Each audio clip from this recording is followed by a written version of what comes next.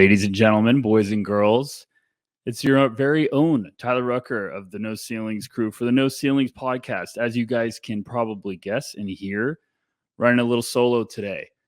You know, my partner, Tyler Metcalf, little load management. Metcalf's been working hard on the life grind. Told him I wanted him to take a little bit of a breather because I want to get serious with this one. Feel like I'm a little loose with all these podcasts, but whenever I get the chance to go solo mode, I like to take this one serious. And the 24 class, I think, requires a little bit of a therapy session, if you want to put it that way. I got a lot of thoughts I want to talk about when it comes to this class. Thank you guys all for the support. You know, over the recent months, our growth's been really awesome. I recently just posted a piece at noceilingsnba.com for everyone. You know, it's absolutely free. Go check it out. And I talked about patience when it comes to this class and a lot of the storylines and questions we could have surrounding this talented class. And there is talent. There is a lot of intrigue when it comes to this class. I know it's getting some question marks, a little bit of a bad rep, but that's what I want to talk about in depth, and got the chance to kind of ask around and get some feelers on how people around the league are viewing it. And are they as concerned? Are they as stressed out as some evaluators and draft diehards might be? And want to share those thoughts on this pod. But, you know, starting out, let's just rip the Band-Aid off. The race for number one is going to be fascinating. We all know that right now. If you have been doing your homework, you've been following closely, you understand that there is no consensus number one guy.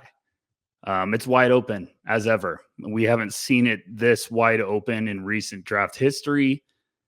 You could go back to the Anthony Edwards, LaMelo Ball draft if you want to say that one was potentially a kind of a curveball, but we still had an idea of two names that could go at the top. And, you know, I asked an executive recently, I was like, hey, you know, Alex Sarr's been getting the buzz as the guy. And if you're starting to get familiar with the draft scene, Alex Sarr, 7'1", big forward, whatever you want to put it that way, talented, very athletic, very impressive mobility. Been playing with the Perth Wildcats this year after last couple of years playing with the Overtime Elite.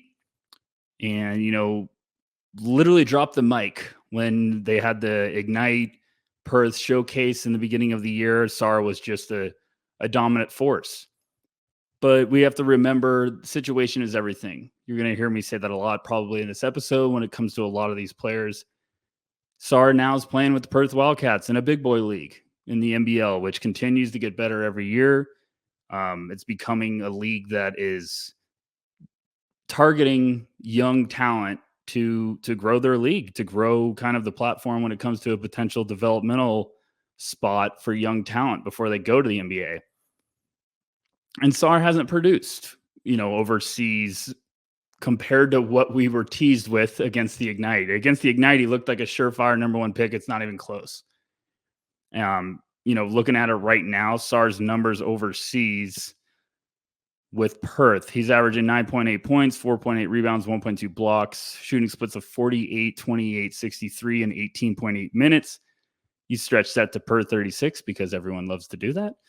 That would be 18.7 points, 9.1 rebounds, 2.0 assists, 2.4 blocks, which that sounds pretty impressive. But situation is everything. We've seen just how quickly that NBL season can shift when it turns to draft stock. Ousmane Dieng's the poster child for that. I've talked about this plenty of times on previous podcasts. If you watch Dieng's first half of the season in the NBL, he just looked completely lost. And second half, completely different player. That's why he skyrocketed to end up becoming a lottery pick for the OKC Thunder. So we got to be patient. As I've talked in that article at No Ceilings, you've got to be patient with a lot of these guys. But, you know, a really interesting exercise, something I wanted to do was compare my last two big boards when it came to top 7 and where would you place these guys in those rankings. I think this year, you know, I hinted earlier, talked about it in exec, and I was like, hey, okay, so Sarr, like, are you buying? Are you in? Because I also said, hey, someone like Zachary Richeche, who has been with JL Borg this year, had probably one of the biggest swings in terms of draft stock over the last 6 months. And I said, why couldn't Zach be going 1? I've been impressed. I just finished. I'm starting to do all these YouTube breakdowns on these prospects. Thank you for everyone for the kind words on those. And after watching Ricochet's, I was like, man, this kid has been everything I've wanted to see this year. Almost more impressive than his numbers would suggest. And Zach's having a solid year. I mean, nothing that's going to get you overhyped when you're chasing stats. He's averaging 11.6 points, 3.6 rebounds, but the shooting splits of 53-48 on 3.3 attempts from downtown a game, 69 in 22.8 minutes per 36. That stretches out to 18.3 points, 5.6 rebounds, 1.5 steals. And he's got a current true shooting percentage of 65.2. So I got to the point where I was like, why couldn't Zach be going one? And the response I got was the top 5-7 guys in this class all have a shot to go one. That's how wide open it is. And there's a lot of names I want to talk about when it comes to this number one pick race, because I think names like Nikola Topic, who's with Red Star now, obviously Sar and Topic are a little banged up. They're going to miss some time. Sar sounds like he's trending towards potentially returning before Topic. I think Baylor's Jacoby Walter could be a wild card, but I'm probably thinking he needs to start getting a little bit of a heater of a stretch coming up before that buzz picks up again. Cody Williams of Colorado, I think, still a dark horse wild card. But let's go back, stay with me. Let's go back so we can go forward. Last year, 2023 draft, obviously Victor Wembanyama was probably at the top of your board. Top 6 picks of the draft: Victor Wembanyama, Brandon Miller to the Hornets, Scoot Henderson to the Portland Trailblazers, Amen Thompson to the Rockets, Asar Thompson to the Pistons, Anthony Black to the Magic. My board last year, because everyone loves to know where I was, and I still feel great about it. I had Victor at 1, Scoot at 2, Brandon Miller at 3, Jarris Walker at 4, Cam Whitmore at 5, Asar Thompson at 6, Amen Thompson at 7. Now, obviously, most of those guys have impressed early on. Scoot, still work in progress, but we'd like to see him trending in the right direction. Point guards, I'm always giving very patient, I'm fine with Scoot. Scoot's going to be fine. And, guys like Jarris Walker still trying to get his footing. He's been impressive in the G League. I think that's a wait and see mode. Cam Whitmore finally starting to get with the Rockets. He's been great.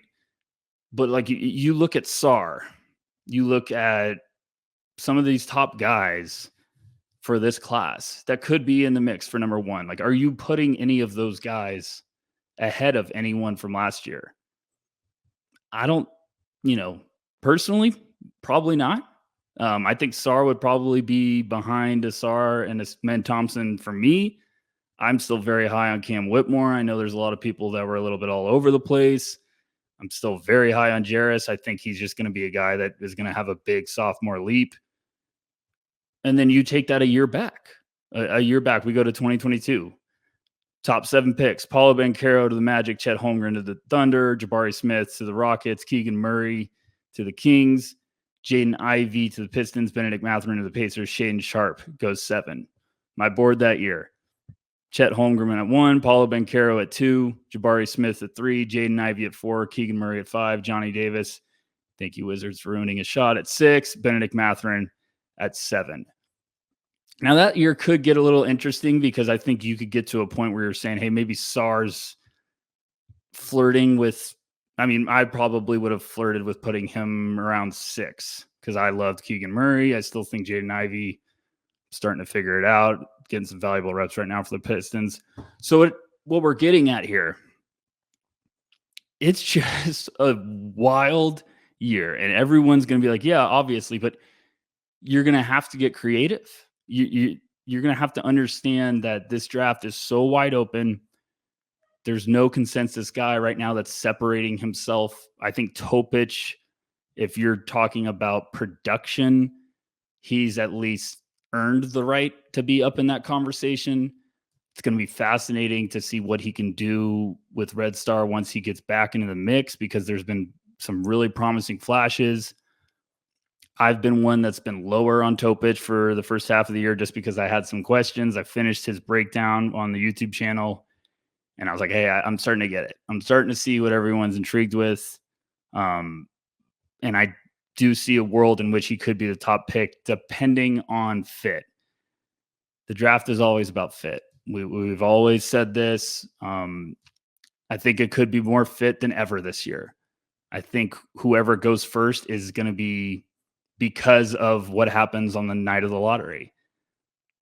Sar's got the talent, the tools to be the upside swing. Topic has the tools to be the playmaking. Hey, we need a point guard. Like, obviously, San Antonio Spurs fans are pretty intrigued with Topic because he's exactly what they need. But then you got other guys. Like, if Detroit does get number one, where do they go? Alex Sarr would be a messy fit. I'm just going to say it. It would be a messy fit.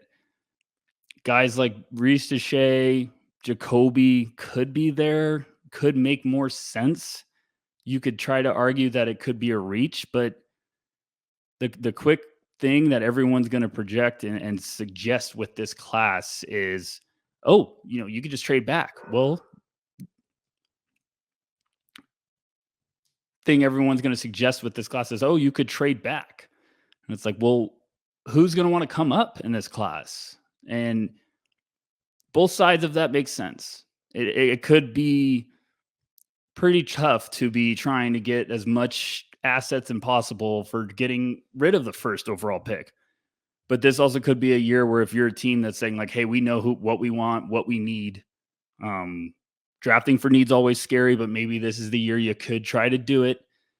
And maybe a team would be willing to go up for, pennies on the dollar, if you want to put it that way. It's going to be really interesting. But a lot of those names, and what I'm getting at here is a lot of those names that are probably right now, we're recording January 18th. A lot of those names, you have to compare those to other classes, and you're going to probably be in for a rude awakening. But I think personally, and this is kind of just me being devil's advocate, I know I just went and compared it to other classes, but I think this class, you almost have to just throw out other classes of comparisons in general. We have to be open-minded with this class. We have to be saying, okay, this might not be the superstar class that we're going to find all these potential all-stars, but we might be finding a nice piece to help this team move forward. I think all of these guys at the top of my board when it comes to Sarr, Topic, Cody Williams, Risha Shea, so on, I think they all have the potential to really help a team take the next step forward. But if we start comparing to recent classes that have been spoiling us as fans, I think it's going to be a tough one. So it's going to be really interesting to keep monitoring this moving forward and see where we're at. But I think the race for number one is more wide open than ever. I really do. And I think we're going to find out a lot of stuff. I think this is the year where combine, those workouts are going to be more thrilling, if you want to put it that way, than ever. I think there's going to be buzz galore about certain players and how do they interview, what's the intel, what's the background. It's going to be fascinating. Let's take our first break, get a little bit of a breather after that little rant, and then I want to talk about some guys that deserve to be in the top 7, and it's legit. All right, so as I've said before, I've been grinding away on a lot of these midseason scouting reports, and it's been always cool to do these videos for our YouTube channel. I know fans are appreciative of it because you get to kind of see the highs when it comes to highlights and breakdowns. And throughout the year, we're going to try to do more in-depth pieces and videos when it comes to breaking down players and their strengths and weaknesses or improvement areas. I hate saying weaknesses. And I personally love to do these videos, and scouting isn't just watching highlights. I understand that, but I think these videos are great for me personally because I get to watch everything I possibly can handle, and it's almost a measuring stick of a player's highs compared to somebody else. And sometimes it makes it a little clearer where you can see what they can do on the court, because that's the first thing in scouting. You want to see what is their NBA skill set, what can they bring to the table early on. Guys like Zachary Richeche, I was having in my top 6. I watched everything I possibly could get my hands on when it comes to making these videos, And all of a sudden I was like, oh gosh, like I'm seeing it. I've moved him up. I absolutely love what he brings to the table. The mentality shift he's had in the last 6 months is remarkable.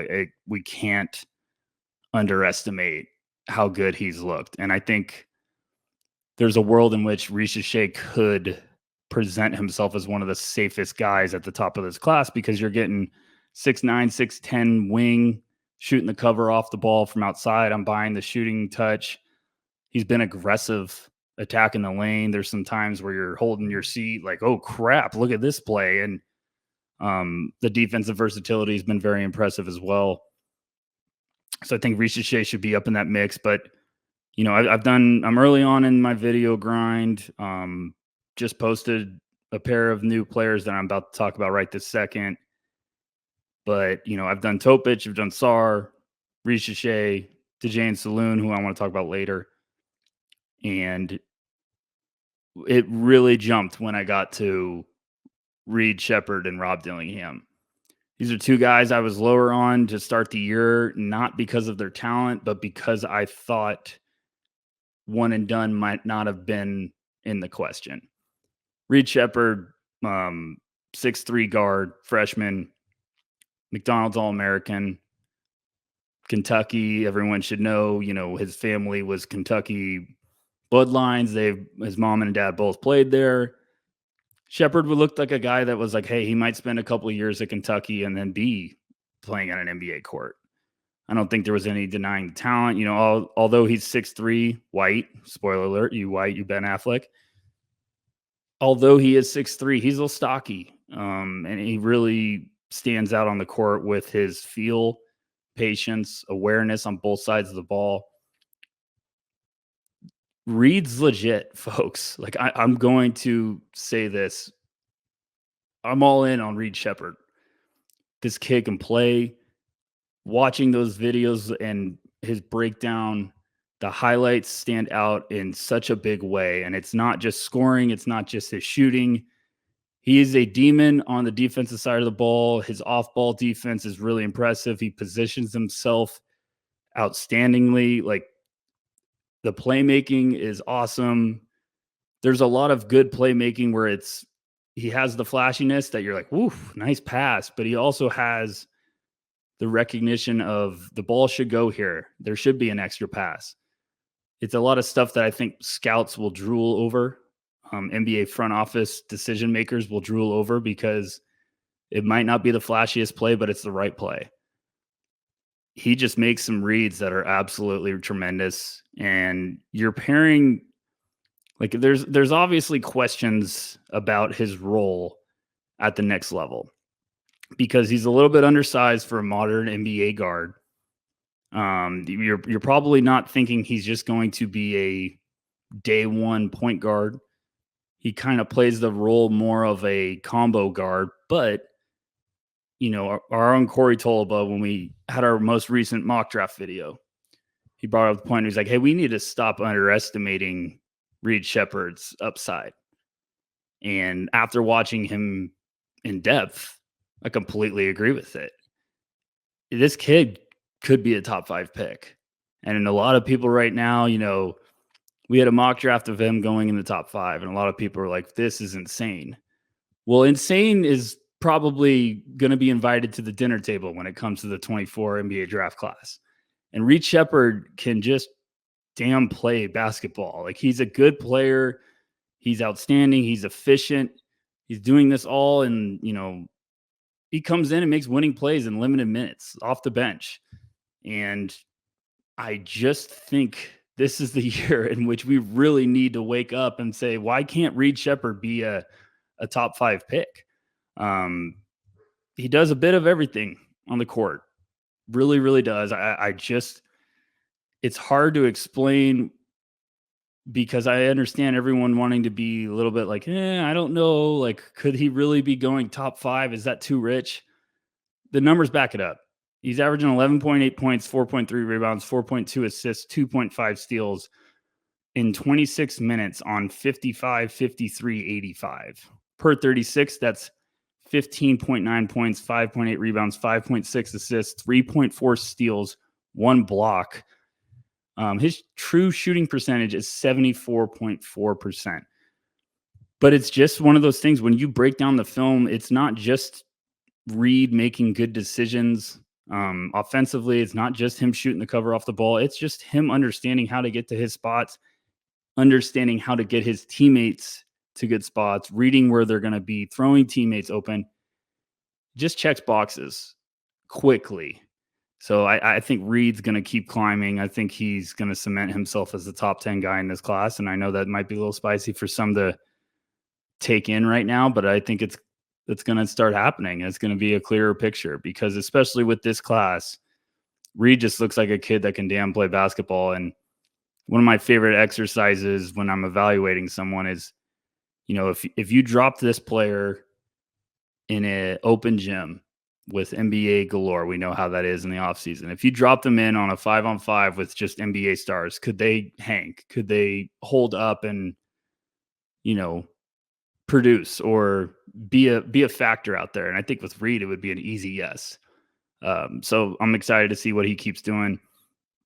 And then I need Rob Dillingham's got to get flowers from me. Dillingham, I was much lower on coming into the year.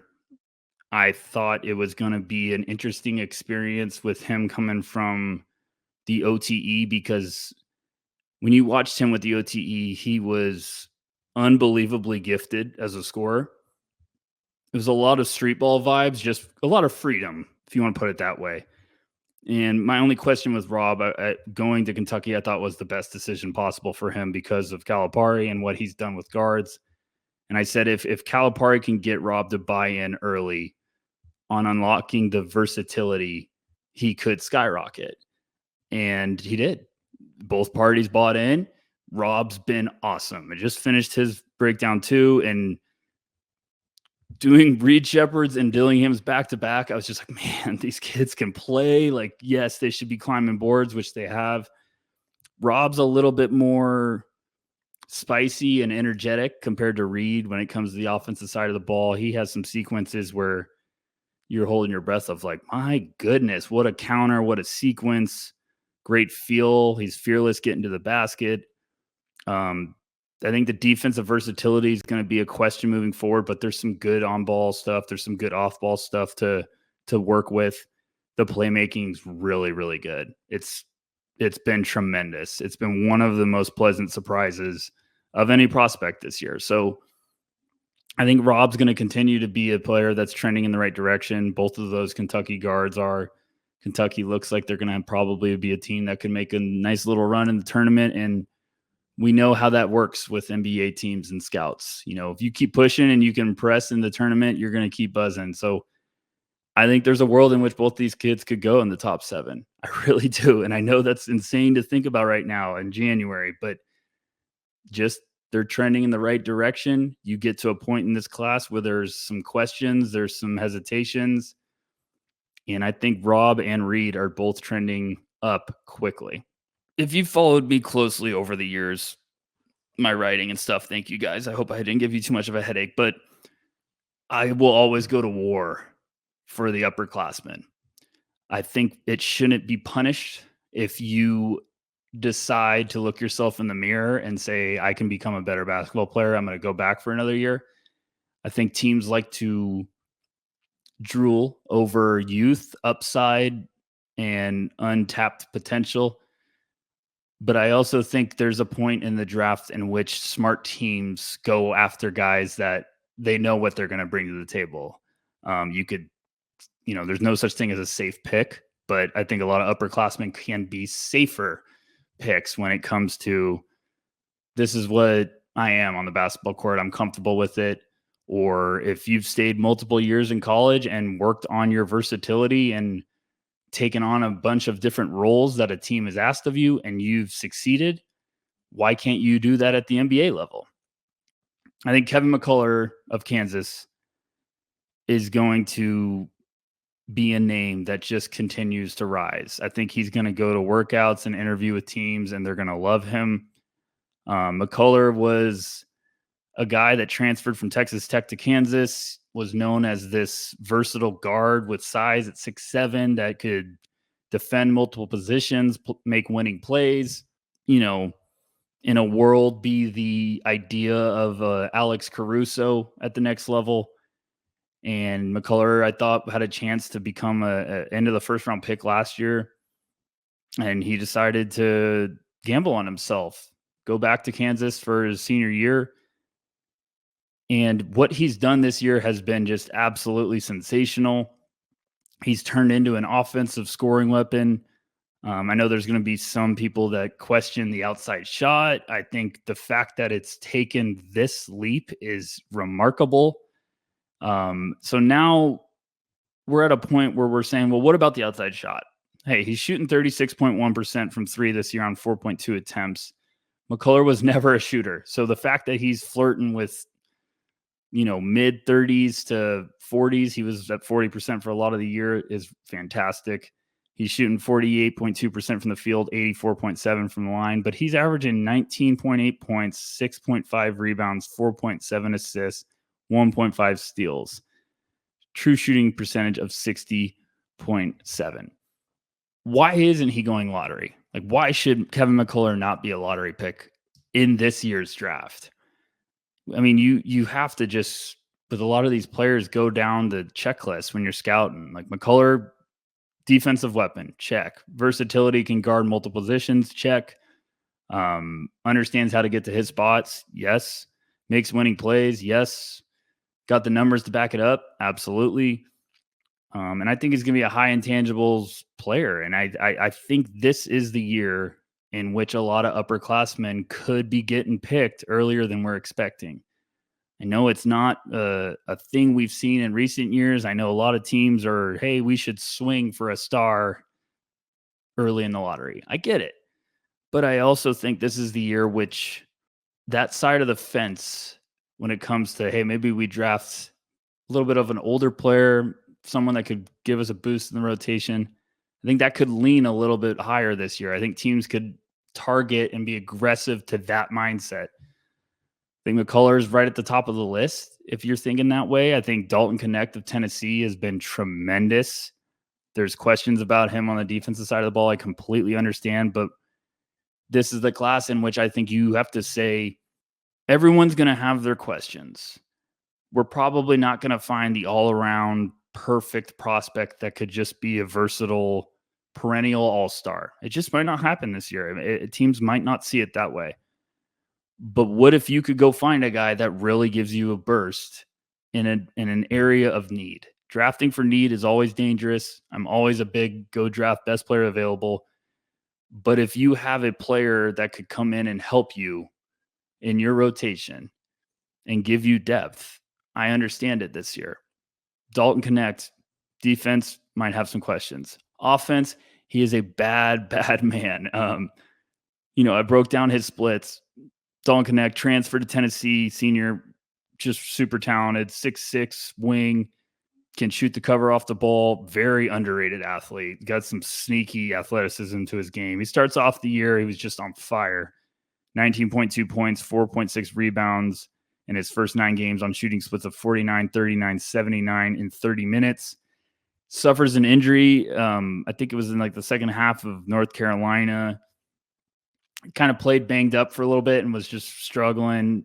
He had a 5-game stretch after starting off on a heater. He had a 5-game stretch of averaging 7 points a game, 7.6 points per game on 32, 26, 83 in 22 minutes.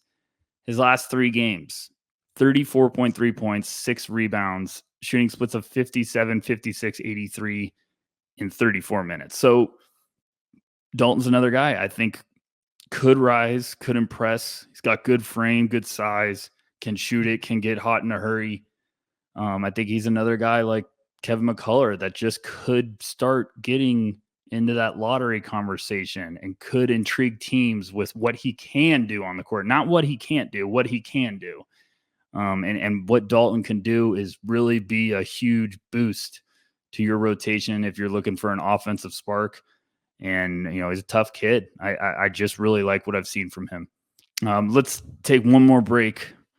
And then I want to talk about some of the guys in this class that I think could be diamonds in the rough when it comes to giving your rotation a serious surge.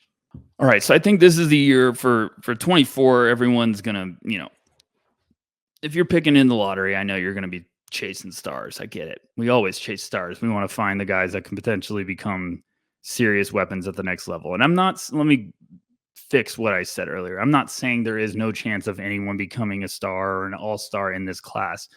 I'm just saying I think if you're looking at this class as a potential rotation thirsty class, you could probably do some damage. I wanted to talk about this more in depth later, but I think it's going to be really interesting with these NBA teams of the philosophy they're going to have with this year's class compared to previous. And what do I mean by that? Recent years, teams could try to trade up to go swing for the fence. You might see a prospect that has untapped potential that you're like, hey, we want to get him with our developmental staff. We're picking 18th. Let's go try to get to 12 to get him. I understand that. I think this year could be fascinating when it comes to those playoff teams picking later. Do you target someone that could be a boost and give you, a solid seventh or eighth guy in your rotation? Do you go try to trade up to get a Dalton Connect, knowing that, hey, he doesn't have the upside we're usually swinging for, but we need scoring.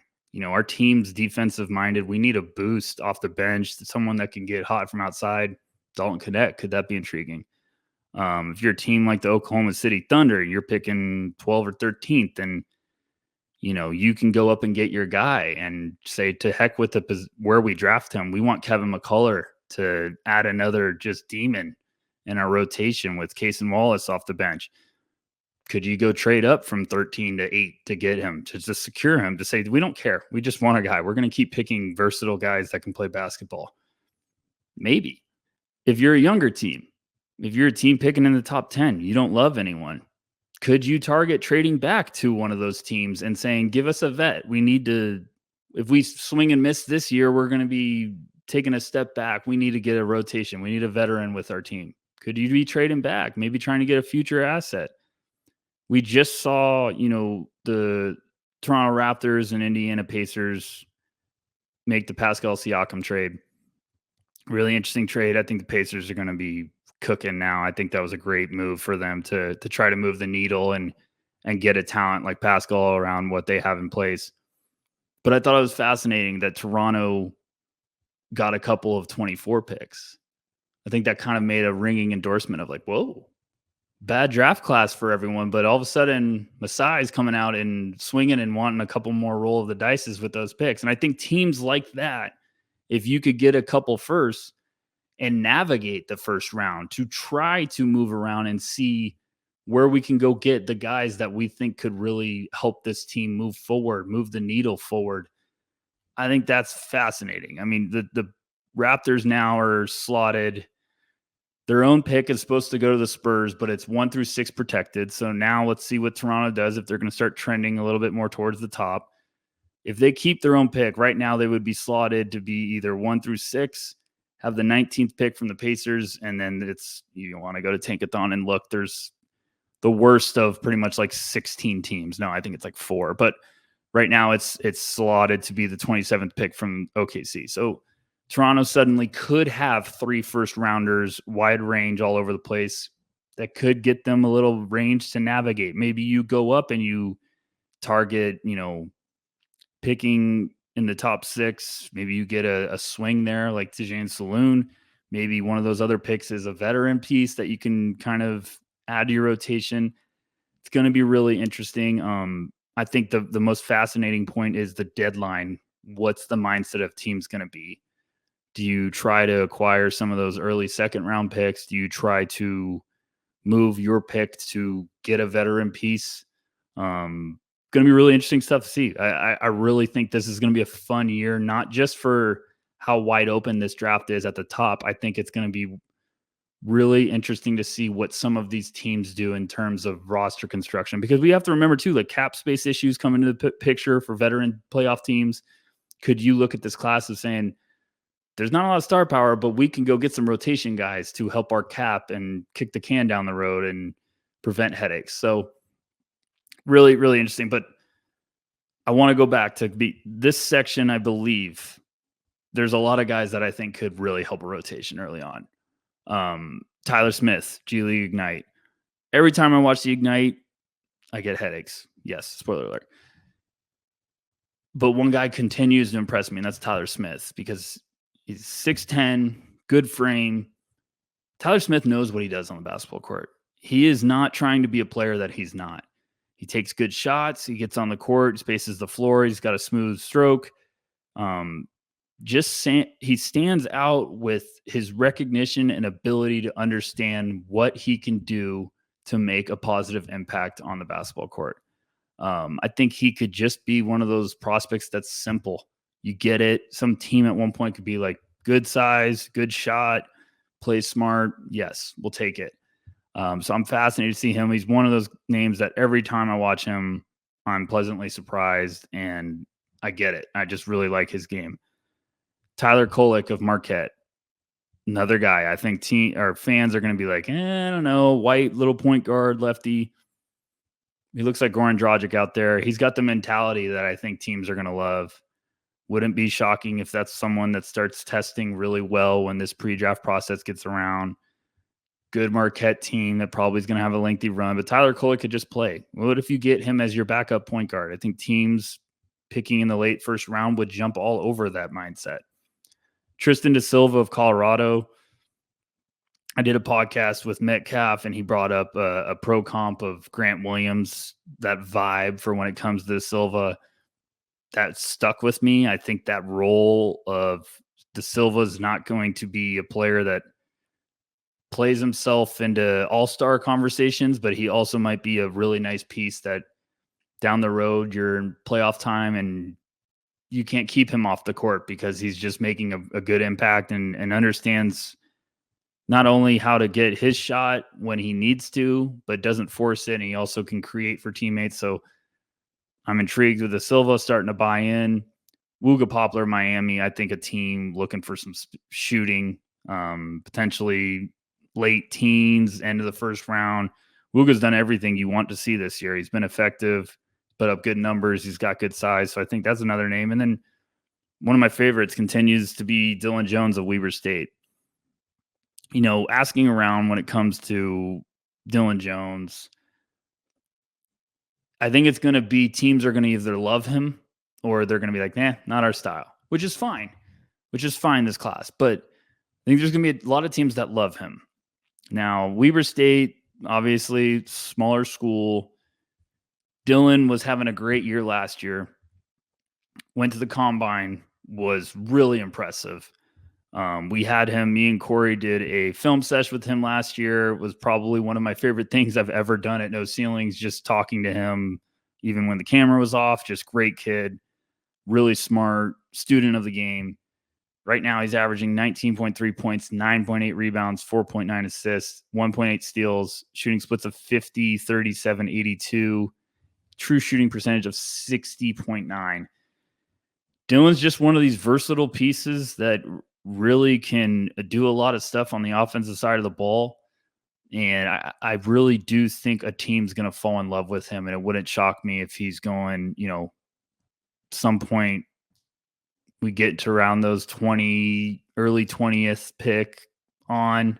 I think some teams are just going to love Dylan. I really do. So that's just a couple of names when it comes to boosting the rotation. But I promise you, if you go get a big board out, you make one, you start looking at this class, there's a lot of guys that I think are going to offer potential to help out a team's depth.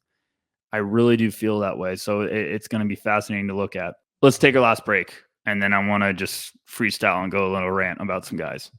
All right. I want to finish this one off. Thank you guys, as always, for staying with me. The solo one's been a nice little rant, having some fun here.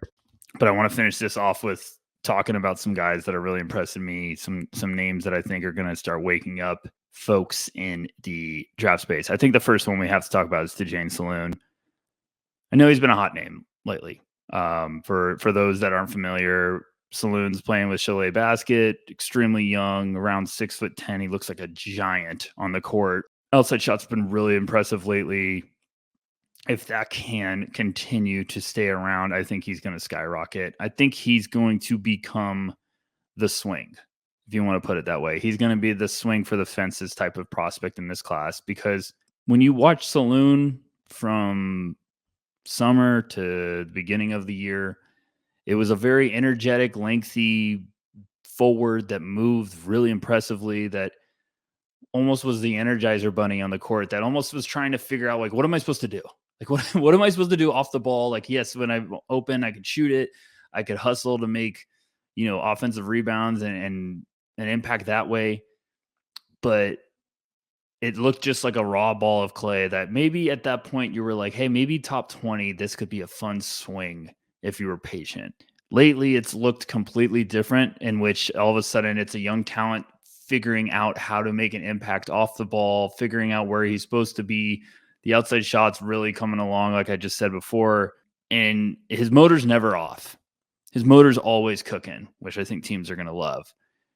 And now we're talking about this big time player. I feel like I've seen, he's around 6'10". I feel like his wingspan might be around 7'2"-ish, 7'3". Don't quote me on that. I feel like I'm going off of something I've read before or I've asked around. It's all a bit of a blur. But he looks like it on tape. So I can imagine what he looks like in person. One day, folks, one day, No Ceilings will be able to have me go on international scouting trips. But I think Saloon's going to be the swing guy. Where have I moved him up? Let's spill my secrets. I think I've got him. Yeah, I've got him at 7. I absolutely adore his game because I think it's something that's loading and is showcasing some serious versatility. I think it's starting to showcase also that he's understanding how to find ways to impact on both sides of the ball. There's just really impressive stuff. So I'm going to be fascinated to see. He's one guy that I would say I will not be shocked if he starts getting into pro team workouts and everyone's just like, what the hell? This is awesome. So I think that's the name to keep. Don't be surprised. Don't be surprised if he keeps heating up. Ron Holland and Matis Buzelis. Everyone's been down on the Ignite. They've been struggling, obviously, and everyone's kind of been a pity party with waving the flag of like, well, the Ignite are just no good. And it's like, okay, guys, let's pump the brakes a little bit. Let's understand that the Ignite have never been a powerhouse when it comes to winning basketball games because they're young, youthful players that we're trying to develop. Scoot Henderson had a great little interview recently, and they were asking him kind of about big picture and how it is I think he was talking about like how it is with Portland's, they've struggled to pick up wins. And he kind of pointed at the Ignite as not only being a great developmental perspective, but also teaching them that it's tough to win, and you can't get discouraged when you're losing all these games, and you have to keep pushing the needle forward to try to improve and build a culture or, chemistry with your team. And I think that's something we always forget with this Ignite program is there's a bigger picture than just what's happening this year. I think I think he's trending towards becoming a top 10 pick. I know someone's going to be like, what are you talking about? Obviously he was. Well, I think beginning of the year, we were thinking he was a top 5, top 3 pick at times. And I think now we're getting to the point where I think at some point in the top 10, Holland will be coming off the board, maybe in the lottery. We don't know. He does some really good stuff at times. The consistency is a little bit over the place. Right now, he's averaging 18.2 points, 6.7 rebounds, 2.8 assists, 2.2 steals on shooting splits of 46, 23, 73. Ron will have some inconsistencies with his games, then he'll put up a box score where you're like, whoa. I still am a big believer that I think I've asked around with teams. There's still a lot of fans. I think Intel is going to be big for him. Those workouts are going to be big for him. But I still think there's going to be a point in this draft where if you have the pieces, I've said this before, if you have the pieces in place offensively, and you can insert Ron Holland to not be your primary go-to guy, I think that's where Ron Holland could really start to find his way as a basketball player. I'm just throwing teams out. I'm not saying I love these fits, but I'm saying someone like Portland. You have Shaden Sharp. You have Scoot. Year 2, Scoot. You have offensive pieces, and all of a sudden Ron Holland can come in and what does he do good? He's a master of chaos. He's got some defensive versatility. He's a transition blur. and he plays with a high motor. Maybe that's where he could have some success. We mocked him to Utah Jazz before. That would make some sense with their front office. Danny Ainge has always been very patient with letting talent develop. And, maybe Bryce Sensabaugh takes the leap for year 2 and is ready to go. Keontae George has looked fantastic as a rookie. Maybe he's going to have a humongous second year. Taylor Hendricks, maybe you're grooming some raw talent, and Ron Holland could be loading in the wings and not have to be the offensive focal point. Memphis, maybe, I don't know. There's just a lot of teams that it could make sense in which if they fall in love with the kid, they might jump all over him.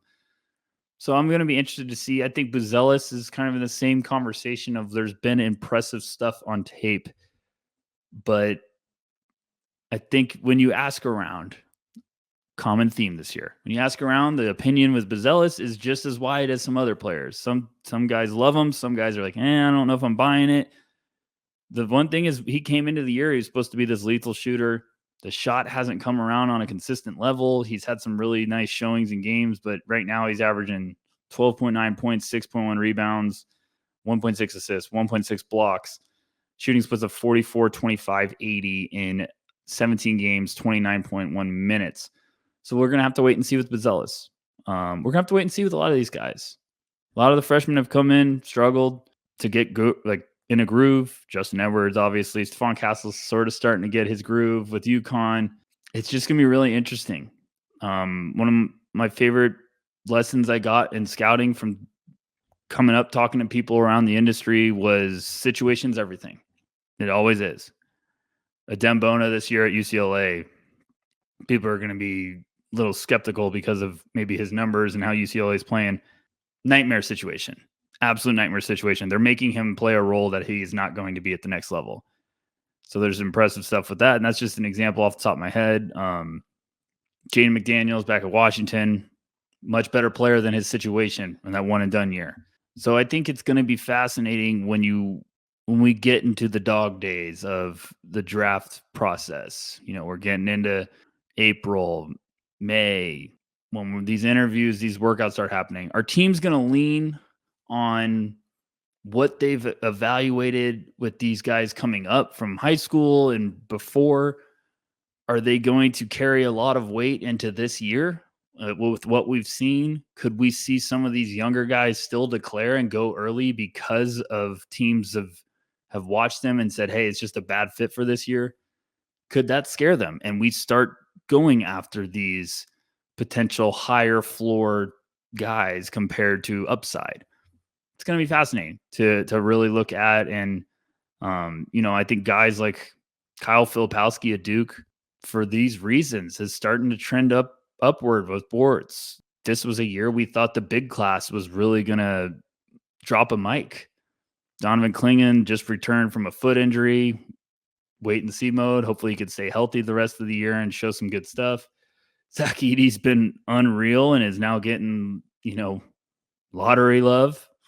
Still trying to buy in on that, but it's just teams are starting to convince themselves that they can find rotation guys. They can find someone that can help. If you can help in any way, teams are going to be intrigued. And I really do wonder if this is the year in which we stop swinging for the fences. Teams stop swinging for that home run. Maybe you hit a single or double and you just move the needle forward, get ready for the 25 class. That's going to be an absolute juggernaut. We're going to wait and see. We got a lot of time, and it's going to be really fascinating to see what happens in the next couple months, especially March Madness around the corner, peeking its head. Who's going to make some momentum? Who's going to carry themselves and try to separate even at the top? Who's going to start getting from that 25 range on to try to climb up a little bit? It's going to be fun, folks. I want to thank you guys all for joining me, listening. It's a great little therapy session for me. I hope it helped you guys out. I hope you're having fun with this class. Stay safe. Don't get too many headaches. Make sure you guys check out all of our podcasts, all of our written work at noceilingsnba.com. Check out the YouTube channel. We've got highlights going galore. Those midseason will focus on highlights. End of the year, we'll be getting into really specific scouting reports and breaking them down in depth, improvement areas, strengths, fit, get your guys' fix, get you prepared for a very vicious 24 class. So Thank you guys as always. Love you. Keep supporting us. Reach out with any questions. Have yourselves a great weekend. Take care.